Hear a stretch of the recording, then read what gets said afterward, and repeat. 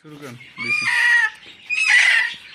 আচ্ছা, মুরগির মেডিসিন খাওয়াইতে খাওয়াইতে আমরা তো পাখি পালি হচ্ছে, মানে পাখি বলতে হচ্ছে যে গৃহপালিত পাখি, যেটা পোলট্রির একটা সংজ্ঞা আছে। যে সমস্ত গৃহপালিত পাখি পালন করে আমরা আর্থিকভাবে লাভবান হই, তাই পোলট্রি। আমরা পোলট্রি হিসাবে কিন্তু শুধুমাত্র মাংস খাওয়ার জন্য যেটা আছে ওইটাই কিনি, ওইটাকে বলা হয় ব্রয়লার। আর ডিম যেটা পারে ওইটা লেয়ার।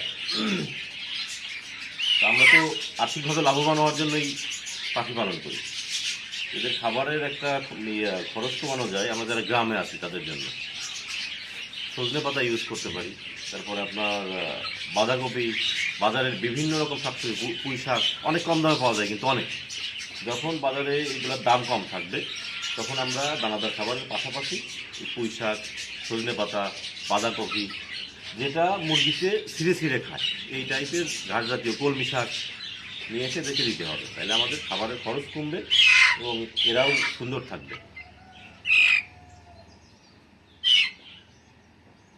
ওকে। দুই ফুট